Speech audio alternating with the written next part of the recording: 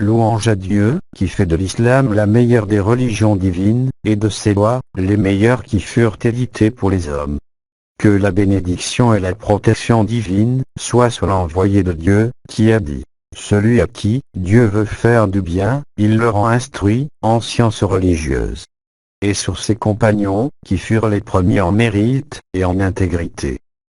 Lorsque je me suis aperçu que beaucoup de musulmans se préoccupent de connaître leur religion islamique, qu'ils m'écrivent souvent dans ce but, mais qu'il leur était difficile d'accéder à la connaissance de la jurisprudence islamique authentique, tirée du livre, de la sunna, du consensus, et du raisonnement, en rompant avec les usages reçus, avec les imitations anciennes, avec les radotages qui éloignent de notre religion monothéiste, et qu'il leur était également difficile de connaître bien, des ouvrages des docteurs arabes de la foi, en tant que discours en langue étrangère, et expression de noms d'arbres, et de plantes arabes, j'ai demandé Dieu, qu'il soit exalté, une grâce. Je me suis avisé de composer pour eux, et pour tous ceux qui voudront en tirer parti, un petit livre au sujet des dévotions, offrant aux jeunes musulmans l'essentiel en cette matière, sans me préoccuper des différentes écoles, m'appuyant pour ce faire sur Dieu, et sur les textes d'Al-Bukhari, de Muslim, d'Al-Tirmidhi, d'Al-Nasa'i, d'Ibn Ubadia, d'Abu Daoud, du Sahih al-Sabiq, du Muwatta de Malik, du Kitab al-Shahab, du Jardin des modernes, et cela pour me prémunir contre le péril de difficultés ardues.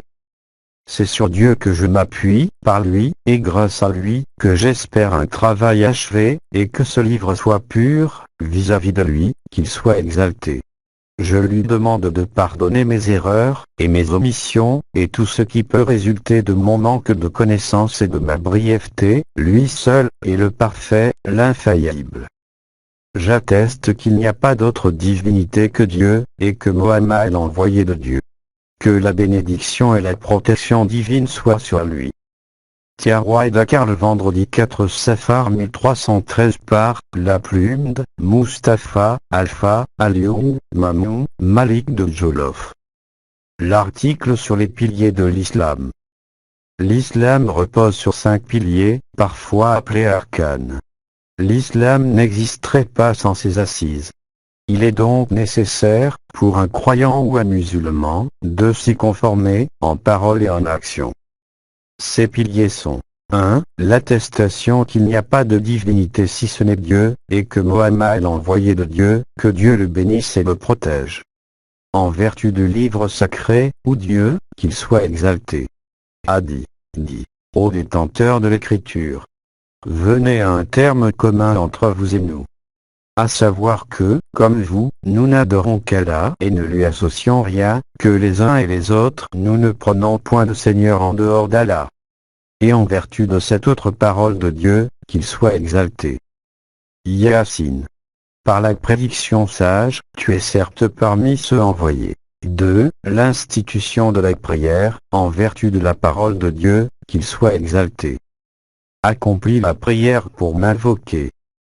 3. L'acquittement de l'aumône, en vertu de la parole de Dieu, qu'il soit exalté. Donnez l'aumône. 4. Le jeûne de Ramadan, en vertu de la parole de Dieu, qu'il soit exalté. Ô vous qui croyez! Le jeûne vous a été prescrit, comme il a été prescrit à ceux qui furent avant vous, espérant que peut-être vous serez pieux. 5. Le pèlerinage au temple, en vertu de la parole de Dieu, qu'il soit exalté. Appel, parmi les hommes, au pèlerinage. Ils viendront à pied ou sur toute monture au flanc cave. Ils viendront par tout passage encaissé. Ce que nous avons dit est confirmé par ce qu'Al-Bukhari et Muslim ont rapporté d'après Ibn Omar, que Dieu les agrée. À savoir que le prophète PS disait, l'islam a été édifié sur 5 piliers. L'attestation qu'il n'y a pas de divinité si ce n'est Dieu, et que Mohammed est son adorateur et son envoyé. L'institution de la prière, l'acquittement de l'aumône, le jeûne de Ramadan, et le pèlerinage au temple sacré. Les 2 cheikh précités l'ont rappelé. Article sur la purification. La purification se divise en 2 parties. La purification des souillures physiologiques qui se rapportent spécialement au corps et la purification de la saleté qui se rapporte spécialement au corps, aux vêtements et aux lieux. Cela signifie que la suppression de l'état de souillure des vêtements, du corps et du lieu, est une chose obligatoire avant la prière. La prière sans purification préalable est légalement nulle, en vertu de la parole du prophète PS. Dieu n'accepte pas une prière sans purification. C'est Ibn Daja qui a rapporté cela. Article sur les différentes sortes d'eau. Les eaux se divisent, au regard de la loi divine, en 3 catégories. L'eau pure, c'est-à-dire celle dont ni la couleur d'origine, ni la saveur, ni l'odeur n'ont été altérées. L'eau propre qui n'est plus pure, en ce sens que l'une de ses propriétés a changé, sans qu'elle soit souillée. Les jurisconsultes s'accordent sur son utilisation courante, comme en cuisine, à l'exclusion de son utilisation courante, comme en cuisine, à l'exclusion de son utilisation dans le rituel religieux, comme la petite et la grande ablution, lorsqu'on peut en trouver une autre qui soit pure. Enfin l'eau sale, qui est une eau en quantité réduite, dont l'une des qualités s'est changée en impureté. Cette eau-là n'est utilisable ni dans les rites cultuels, ni dans les usages courants, excepté pour ceux qui y sont contraints. Les compagnons, que Dieu les agrée en sa complaisance, estiment que l'eau de pluie est licite pour les ablutions même quand on y a jeté des immondices. Le récit d'Abou Saïd al-Khoudri le prouve. On demanda à l'envoyé de Dieu, ô envoyé de Dieu, que la bénédiction et la protection divine soient sur toi. Est-ce que nous ferons nos ablutions avec l'eau d'un puits infect, d'un puits dans lequel on a jeté du sang menstruel et des charognes puantes de chiens? Et il répondit PS. Oui, cette eau est pure, rien ne l'a souillée. C'est Al-Tirmidhi qui l'a rapporté. En ce qui concerne la valeur de la purification faite avec l'eau de la toilette d'une personne qui a reçu en elle du sperme, il est permis de l'utiliser à cette fin, en vertu du récit d'Ibn Abbas. Une des épouses du prophète PS avait procédé à sa grande ablution dans une cuvette. L'envoyé de Dieu voulut faire sa petite ablution.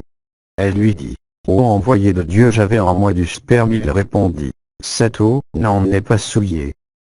C'est Al-Tirmidhi qui l'a rapporté. Pour ce qui est de l'eau qui est abondante, elle ne peut être corrompue, et elle est donc pure, en tout cas, d'après le récit d'Ibn Omar. J'ai entendu l'envoyé de Dieu PS interroger au sujet de l'eau qui se trouve dans les endroits déserts, sur ce qu'il en advient, après le passage des lions et autres bêtes sauvages, répondre. S'il y a l'équivalent de 2 coulas d'eau, celle-ci ne peut pas être corrompue. C'est ce que rapporte Al-Tirmidhi. 2 coulas représentent 2 jarres. Article sur les matières impures. La matière impure, en langue arabe, est le nom de toute chose salissante, entraînant, pour le musulman, l'obligation de s'en purifier. Il y en a de nombreuses sortes, les principales sont la bête morte de mort naturelle, on ne peut en manger, excepté s'il s'agit de poisson ou de sauterelle. Ces dernières se mangent en vertu du récit d'Ibn Omar. L'envoyé de Dieu PS a dit, 2 cadavres et 200 nous sont licites. Les 2 cadavres sont ceux des poissons et des sauterelles. Quant aux 200 ce sont ceux du foie et de la rate. C'est Ibn Daja qui l'a rapporté. Parmi les matières impures, il y a le sang qui suinte, et le sang des menstrues et des couches, mais non le sang pur qui coule d'une blessure. Quant au sang qui se trouve dans la viande crue, il n'est pas impur, d'après le récit d'Aïcha. Que Dieu l'agrée en sa complaisance. Nous mangions de la viande, et le sang laissait des traces sur nos doigts. C'est Al-Bukhari qui l'a rapporté. Est également matière impure, la viande de porc. Celle-là ne se mange absolument pas, en vertu de la parole de Dieu, qu'il soit exalté.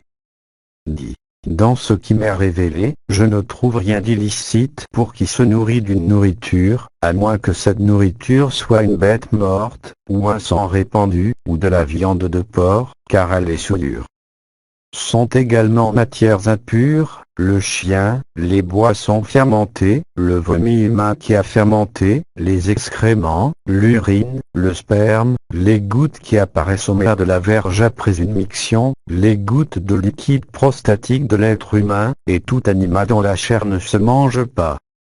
En ce qui concerne les boissons fermentées, il s'agit en fait de tout ce qui trouble l'esprit, nourriture ou boisson. De même, on ne doit pas consommer la chair de tout animal possédant des dents canines comme celle du lion, ni la chair des oiseaux de proie, ni celle de tout animal porteur de poison, comme le serpent, si l'on n'est pas immunisé contre ce poison. Mais si l'on est immunisé, il n'y a pas de mal à en consommer la chair. Quant aux poissons, c'est-à-dire tout ce qui vit dans l'eau, il est permis de les manger, qu'on les trouve vifs ou morts. Il est permis de manger la chair de toutes les bêtes qui n'ont pas de sang qui coule, telles que les sauterelles, les fourmis, les vers et autres bestioles.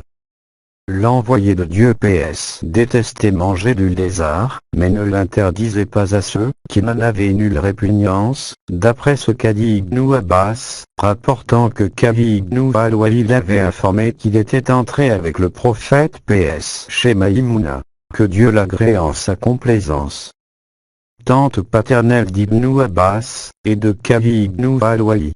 Or il avait trouvé, chez elle, un lézard rôti qu'avait apporté sa sœur, Afida bintou al-Atit, du Neige. Elle avait offert le lézard, à l'envoyé de Dieu PS, qui ne tendait presque jamais la main vers un aliment qu'on ne lui eût dit, ou nommé ce que c'était. L'envoyé de Dieu avait donc tendu la main vers le lézard, et l'une des femmes présentes raconta. Nous avons informé l'envoyé de Dieu PS de ce que nous lui présentions. C'est du lézard, ô envoyé de Dieu. Alors l'envoyé de Dieu PS avait retiré sa main du lézard. Et, Kabi ibn al-Walid avait demandé. Est-ce que le lézard est interdit, ô envoyé de Dieu? Il avait répondu. Non, mais il n'y en a pas dans ma province, et je me trouve en éprouvé de la répulsion. Kabi avait ajouté. Je pris le lézard et je le mangeai, et l'envoyé de Dieu PS me regardait. C'est Al-Bukhari qui a rapporté cela. De même, il est permis d'utiliser les peaux des animaux, en vertu d'Abdallah ibn Abbas, rapportant que le prophète PS passa près d'une brebis morte et demanda. N'avez-vous pas tiré profit de son cuir? Ils répondirent. Elle est morte. Il leur dit. Seule sa consommation est interdite. C'est ce qu'a rapporté Al-Bukhari.